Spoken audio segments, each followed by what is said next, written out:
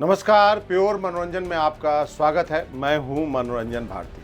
आज चर्चा करेंगे 2024 के लोकसभा चुनाव में बीजेपी की लिस्ट की, और ख़ास बात यह है कि इस बात पे भी का भी जिक्र होगा कि चुनाव जीतने के लिए जीतने वाला उम्मीदवार चाहिए, चाहे वो कोई भी क्यों ना हो, भले ही वो बॉलीवुड का स्टार क्यों ना हो या कोई प्रसिद्ध व्यक्ति क्या ना हो। जीतने के लिए सब कुछ करना पड़ता है, चाहे वो कोई भी राजनीतिक दल हो।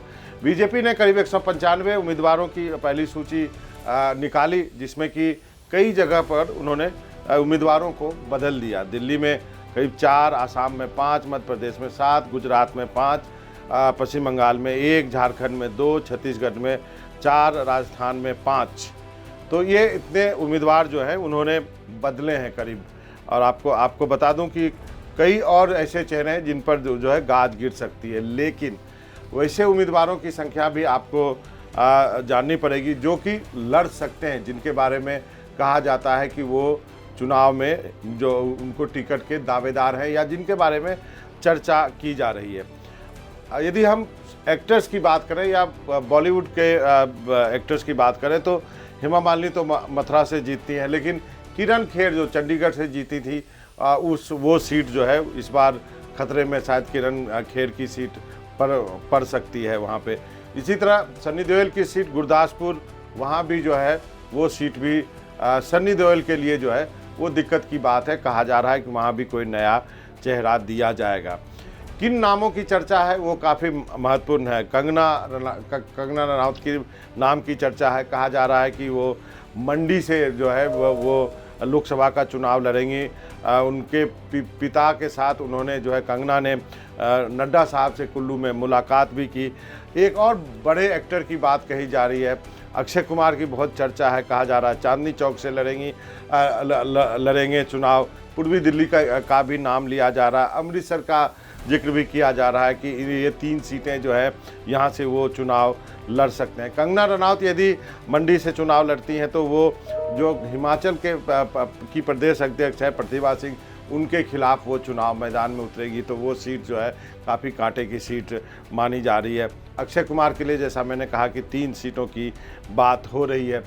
गुरदासपुर जहाँ पर सन्नी देओल का टिकट कट सकता है, पहले ऐसी चर्चा हुई कि युवराज सिंह को वहाँ से लड़ाया जाएगा। बाद में युवराज सिंह ने खुद इनकार कर दिया कि नहीं, मैं जो है अभी राजनीति में नहीं आने वाला हूँ।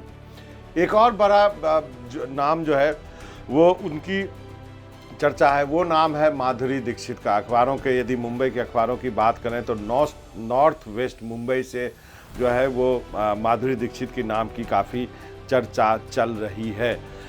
इसके अलावा कई और नाम है। एक नाम जो अनाउंस हो गया और वो एक तरह से धोखा हो गया बीजेपी के साथ, वो नाम है भोजपुरी के सुपरस्टार पवन सिंह का। उनको आसनसोल से टिकट दिया गया। आसनसोल आपको पता है पश्चिम बंगाल में आसनसोल, वहाँ बिहार के बहुत सारे लोग हैं। वो वहाँ बिहारी एक जो है वो एक बहुत बड़ा वोट बैंक है। अभी जो है तृणमूल कांग्रेस की तरफ से शत्रुघ्न सिन्हा वहाँ से सांसद हैं, उनके खिलाफ पवन सिंह को टिकट दिया गया, लेकिन उनके कुछ वीडियो जो हैं वो बाहर आने लगे सोशल मीडिया पे, और उसके बाद पवन सिंह जो है उन्होंने अपना नाम वापस ले लिया। जेपी नड्डा से उन्होंने मुलाकात की और कहा कि वो जो है वो चुनाव नहीं लड़ेंगे। तो वो एक सीट जो है वो एक तरह से वो एक सेलिब्रिटी जो पश्चिम बंगाल से आना चाहिए था वो अब नहीं लड़ेंगे।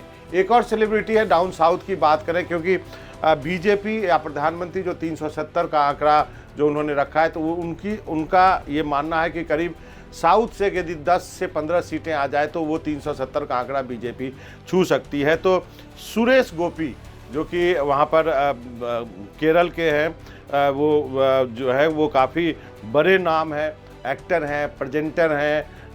उसके पहले आपको बता दूं कि राज्यसभा में भी रह चुके हैं, लेकिन पिछला लोकसभा भी चुनाव हार गए थे और विधानसभा चुनाव हार गए थे। प्रधानमंत्री जो है उनके घर में एक शादी थी तो वहाँ गए थे, केरल गए थे, तो उस समय से चर्चा थी। तो सुरेश गोपी जो है उनको जो है टिकट दिया गया है, तो बीजेपी उन पर दांव लगा रही है। एक दूसरी और सीट है तिरुवनंतपुरम, शशि थरूर की काफ़ी चर्चित सीट है। यहाँ से राजीव चंद्रशेखर जो कि अभी तक राज्यसभा में थे, केरल के रहने वाले हैं, लेकिन केरल के लोग कहते हैं कि नहीं, वो उन्होंने सारा जीवन जो है वो कर्नाटक में अधिक गुजारा है, तो उनको शशि थरूर के खिलाफ जो है टिकट दिया गया है। तो बीजेपी उन बड़े चेहरों पर दाव खेल रहे हैं कि किस तरह से जो है इन बड़े चेहरों के जरिए जो है वो 370 का आंकड़ा, सीटों का आंकड़ा पाया जाए। आपको बता दूं कुछ और नाम की चर्चा, जैसे एक फेमस नाम गौतम गंभीर हैं, जिन्होंने खुद मना कर दिया। अब वहाँ से कौन आएंगे उनकी सीट से, जैसा मैंने कहा अक्षय कुमार के नाम की चर्चा है। मनोज तिवारी भोजपुरी एक्टर हैं, गाना भी गाते हैं, उनको रिटेन किया है उनकी सीट से, तो उनको रखा गया है। कई और नाम जो है वो लाए गए हैं। आपको बता दूं कि चूरू की एक सीट है राजस्थान की, वहाँ से पारा ओलंपियन जो हैं देवेंद्र झांझरिया, जो कि पहले एथलीट हैं जो कि जिन्होंने 2 गोल्ड मेडल पारा ओलंपिक्स में जीता है, उनको भी टिकट दिया गया है। और झुंझुनू से जो उनको सिटिंग एमपी था सांसद, उनका टिकट जो है काटा गया है राहुल कसवान का। वो आजकल दिल्ली में घूम रहे हैं, कांग्रेस से और बाकी पार्टियों से ट्राई कर रहे हैं। गीता कौरा एक दिन पहले जो है टिकट लिस्ट में नाम आने के एक दिन पहले उन्होंने जो है दल बदल किया, बीजेपी में आई, तो उनको जो है गीता कौरा को भी टिकट दे दिया गया है। इसी तरह उत्तर प्रदेश की बात करें तो बीएसपी से आए रितेश पांडे को जो है वो अंबेडकर नगर की सीट से टिकट दिया गया है, वो बीएसपी में पहले थे, उनको दिया गया। एक और जीतने वाला नाम अजय मिश्रा टेनी लखीमपुर खीरी से दिया गया था। आपको याद होगा इनके बेटे पर जो है कथित रूप से जो है वो थार गाड़ी चढ़ाने का आरोप किसानों का है, वो मुकदमा चल रहा है, लेकिन चूंकि जीतने वाले चेहरे हैं इसलिए इन पर दांव लगाया गया है। कई प्रमुख नाम जो छोड़ दिए गए हैं, उसमें सबसे बड़ा नाम साध्वी प्रज्ञा का है। दिग्विजय सिंह को हराया था करीब 2-3 लाख से ज़्यादा वोटों से भोपाल से, उनको टिकट नहीं दिया गया। दिल्ली से प्रवेश वर्मा, रामवीर विधूड़ी, इन सब रमेश विधूड़ी, इन सब को टिकट नहीं दिया गया है। तो निश्चित रूप से बीजेपी ने काफ़ी होमवर्क किया है और वैसे लोगों पर दाव खेला है जो कि उनको लगता है कि वो जीतने वाला चेहरा हो। हेमा मालिनी को मथुरा से दोबारा टिकट दिया गया है, वो भी जीतने वाली कैंडिडेट उनको माना जाता है। हालांकि बीजेपी में कहा जाता है कि 75 साल से उम्र वाले को टिकट चुनाव नहीं लड़ाया जाएगा, लेकिन उनके लिए, हेमा मालिनी के लिए ये अपवाद के रूप में उनको टिकट दिया गया है। तो ऐसे बड़े चेहरे की बात जो है पहले भी होती रही है। मनोज वाजपेयी की चर्चा करना चाहूँगा। पश्चिमी चंपारण से था कि भाई वो किससे लड़ेंगे, क्या जेडीयू से लड़ेंगे, आरजेडी से लड़ेंगे, बीजेपी से लड़ेंगे। जब उनसे ये सवाल पूछा गया तो उन्होंने पलट के पत्रकारों से पूछा कि कल रात क्या आपको सपना आया था कि मैं चुनाव लड़ने वाला हूँ, तो उन्होंने भी फिलहाल मना कर दिया है। जो फिल्मी दुनिया के लोग जो हैं गाहे बगाहे राजनीति में आते रहते हैं। उर्मिला मातोंडकर जो है मुंबई में 2019 में कांग्रेस से चुनाव लड़ा था उन्होंने, फिर उन्होंने शिवसेना ज्वाइन कर लिया था, फिर वो राजनीति में सफल नहीं हुई। गोविंदा जो है एक बार सांसद बन गए थे, फिर सफल नहीं हुए। लेकिन जैसे विनोद खन्ना जैसे लोग जो हैं वो राजनीति में सफल, जो फिल्मी दुनिया से आए, और हेमा मालिनी जैसे लोग, चाहे जया बच्चन राज्यसभा में रहीं, बहुत से डिबेट में हिस्सा लेती हैं, ये सब बड़े चेहरे हैं जो कि राजनीति में इनको आप कह सकते हैं सफल रहे हैं। एक नाम और डाउन साउथ में बोलूं, लेकिन वो बीजेपी से नहीं है, कमल हसन का नाम है। डीएमके के साथ मिलकर चुनाव लड़ेंगे। विधानसभा का चुनाव कमल हसन लड़े थे, केवल 150 वोटों से हार गए थे।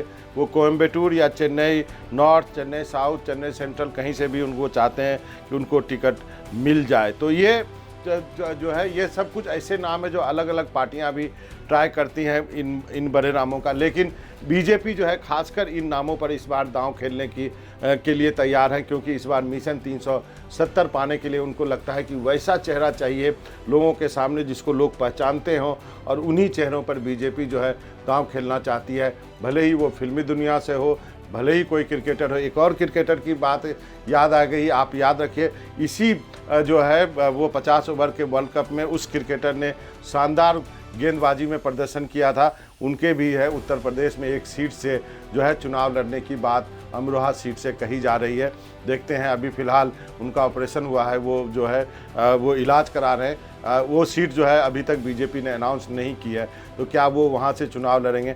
ऐसे कई ऐसे नाम हैं जिनका कि आने वाले दिनों में और स्थिति साफ होगी तो उसका खुलासा करूँगा।